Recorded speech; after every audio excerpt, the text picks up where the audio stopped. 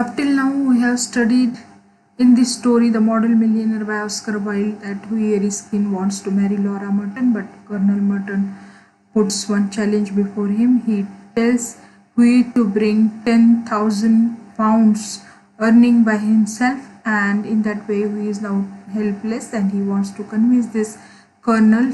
So he is going towards that Holland Park where these Mertons they were living, and on the way of that Holland Park, he met his friend Alan Trevor, who is painter. In his studio, he met another important character, that is Beggar. So here we find this Alan Trevor is painting Beggar, and that Beggar is standing before this Alan Trevor. When we saw that Beggar, he becomes unhappy and he realized that piteous character of this beggar. He wants to help that beggar and he gives some amount, some money to that beggar. Actually, he himself is in problem and he doesn't have much amount with him, but he gives whatever he has in his pockets, and in this way he does charity. And finally, due to this kindness or generosity of he is there receiving very good amount from that beggar. Who is that beggar? We don't know. So after reading this whole story, we can find that real identity of this beggar. In this picture, I have given the name, actual name of that beggar.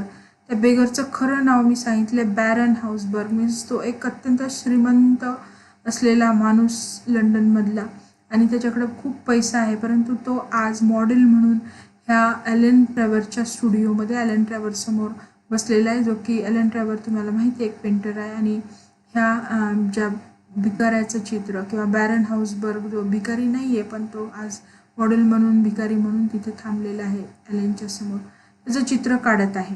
तर काय कारण आहे त्याच्या मागचं आपण वाचल्यानंतर आपल्याला लक्षात येईल आणि काय नेमकं घडतं शेवटी स्टोरीमध्ये ते पण कळेल.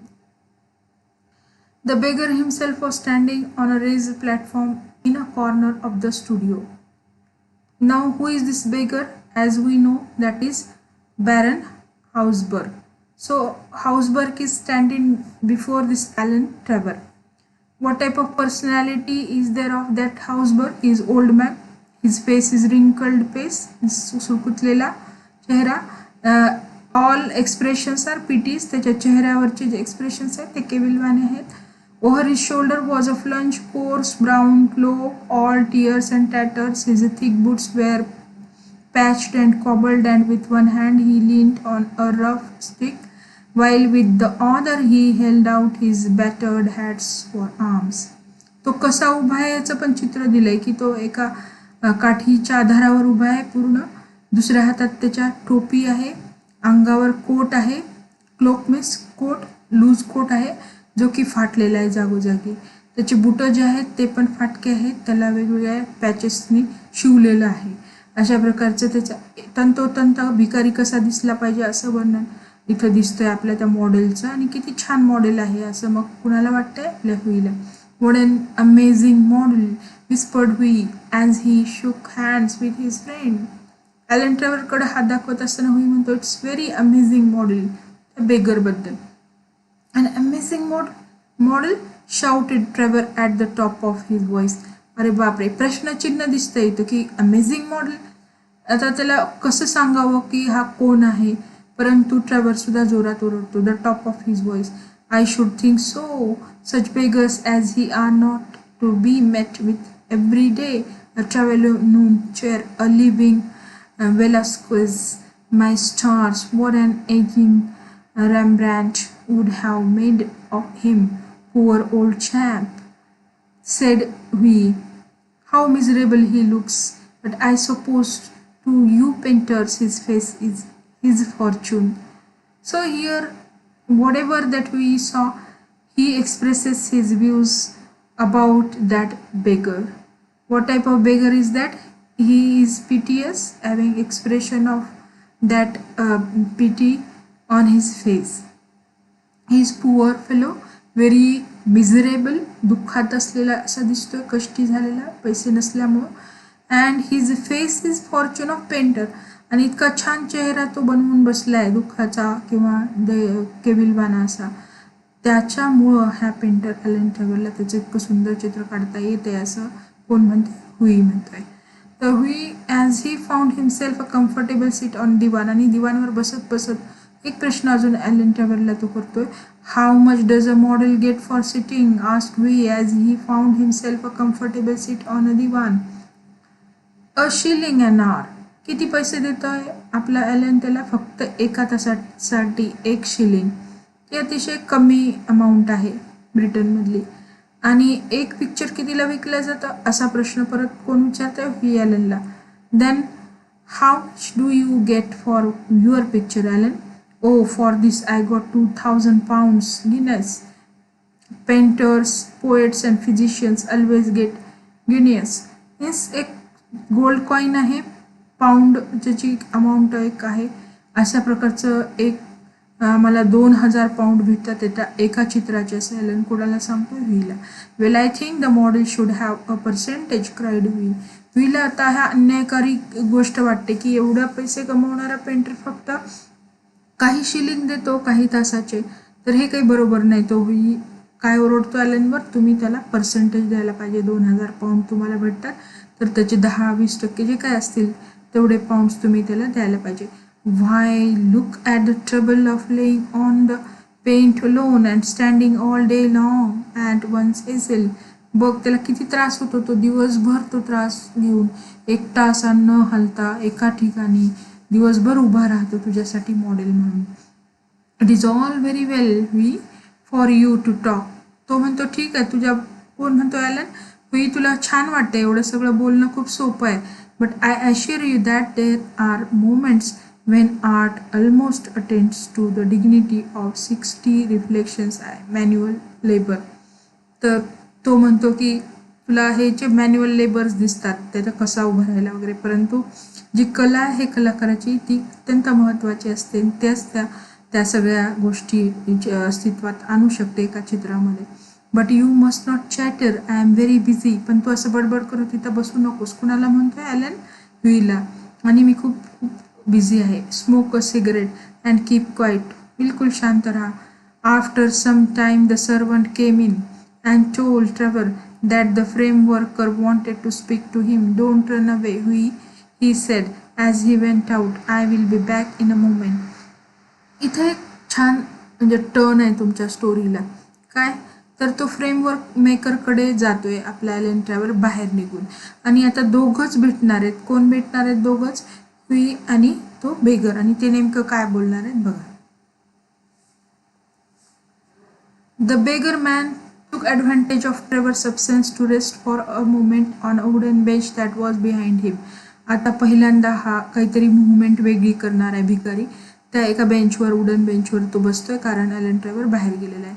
He looked so forlorn and wretched that we could not help pitying him and felt in his pockets to see that money he had. आणि हा एकटा बसलेला भिकारी, चेहऱ्यावरचे कसे भाव आहेत?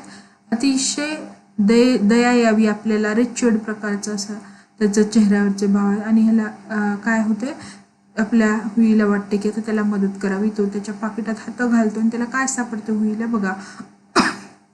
All he could find was a sovereign, a gold coin worth £1. आणि त्याला काय दिसलंय? £1चा एक गोल्ड कॉईन त्याच्या खिशात आहे आणि काही चिल्लर पैसे आहेत आणि सम Cowper's. Poor old fellow, he thought to himself. He wants it more than I do, but it means no ransom for a fortnight. मला खूप द्यायची इच्छा आहे पण माझ्याकडे नाही. हे एक जे सोन्याचं नाणं मी देणार आहे त्याला ते पुरेसं नाही आहे. And he walked across the studio and slip the sovereign into the beggar's hand. The old man started and a faint smile flitted across his that withered lips. आणि हे पैसे दिल्यानंतर तो जो भिकारी आहे तो काय म्हणतोय? अतिशय थरथरणारे, विदर्ड म्हणजे थरथरणारे जे त्याचे ओठ आहेत ते बोलून जातात. Thank you sir, he said thank you. Then Trevor arrived. आणि त्या मोमेंटला मात्र ट्रेवर येतो. खूप शॉर्ट विजिट आहे ह्या दोघांची भेट. थोडक्यात होते फक्त तो बेगरमॅनला पैसे देतो आणि बोलतो, त्याला तो खूप आवडतो. आणि मग जेव्हा ट्रेवर येतो तेव्हा मात्र मग इथं आपला जो हुई आहे तिथून निघून जातो. Hughie took his leave blushing a little at what he had done. आणि त्याला थोडीशी लाजही वाटते. ब्लशिंग थोडक्यात शरम वाटते की आपण जास्त काही पैसे देऊ शकलो नाही. He spend the day with Laura, आणि त्याच्यानंतरचा दिवस मात्र तो लॉरासोबत घालतो. Got a charming scolding for his extravagance, आणि तो सगळा प्रसंग तिला पण सांगतो. ती त्याला थोडंसं रागवते, लटका राग ज्याला तुम्ही म्हणता. And had to walk home, आणि परत तो घरी येतो. आता रात्री एकटाच तो भटकायला गेलाय. That night he strolled into Palette club, आणि कुठं गेलाय तो भटकायला रात्री? स्ट्रोल मीन्स भटकणे, पॅलेट क्लब नावाच्या एका क्लबमध्ये. आता तिसऱ्या ह्या प्रसंगामध्ये खरं तर म्हणजे हा जो सेटिंगचा तिसरा भाग आहे. पहिल्या ह्याच्यामध्ये तुम्हाला मर्टनच्या घरी गेलेला होई, त्याला तो नाही म्हणतोय वगैरे. त्याच्यानंतर दुसऱ्यांदा तो स्टुडिओमध्ये गेलेला आहे, त्याच्या ठिकाणी तो भिकाऱ्याला भेटतोय. आणि तिसऱ्यांदा मात्र क्लबचं आहे, पॅलेट क्लबचं वर्णन, जिथं 11 वाजता ही भेट ॲलन ट्रेव्हरची आणि ह्यूची परत एकदा होते. And found Trevor sitting by himself in the smoking room drinking hock and seltzer. आणि हा एक जो मित्र आहे तो ॲलन ट्रेव्हर, त्याचा पेंटर, तो काय करतो तिथं स्मोकिंग अँड ड्रिंकिंग करत बसलेला आहे. Well Alan, did you get the picture finished all right, he sed.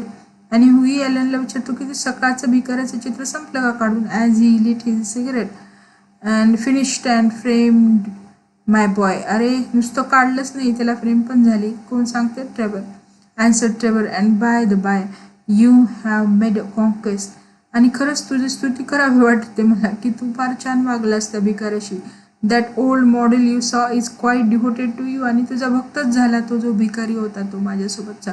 I had to tell him all about you. आणि त्यांनी मला तुझ्याविषयी सगळी माहिती विचारली. मी त्याला सांगितलं की तू कोण आहेस, who you are, where you live, what your income is, what prospects you have, my dear Alan, cried Hughie. त्याला सगळं मी सांगितलं. असं जेव्हा हुई ऐकतो तेव्हा हुई काय म्हणतो, माय डिअर ॲलन, काय सांगून बसलास तू. I shall probably find him, do something for him, actually waiting for him when I go home, but of course you are only joking. परंतु निश्चितच मी काही त्याच्याशी फार चांगलं वागलेलं नाही आहे, तू निश्चित जोक करत असतील. Poor old wretch, I wish I could do something for him. मला असं वाटत होतं, मी म्हणतो की मला त्या भिकाऱ्याला खूप मदत करायची होती. I think it is dreadful that any one should be so miserable. हे खूप भयंकर आहे. ड्रेडफुल, भयंकर. की इतका एखादा माणूस गरीब कसा असू शकतो. I have got heaps of clothes at home, do you think he would care for any of them, why his rags were falling to bits. तो मी जर चांगले माझ्याकडे काहीतरी थोडेफार फाटके आहेत, जास्त नाहीत, असे काही कपडे मी दिले तर त्याला चालतील का, तुला काय वाटतं. आणि तो अशा प्रकारचे फाटके तुटके कपडे का घालतो. आणि खरंच त्याची परिस्थिती तितकी वाईट आहे का, मला त्याला मदत करायची आहे.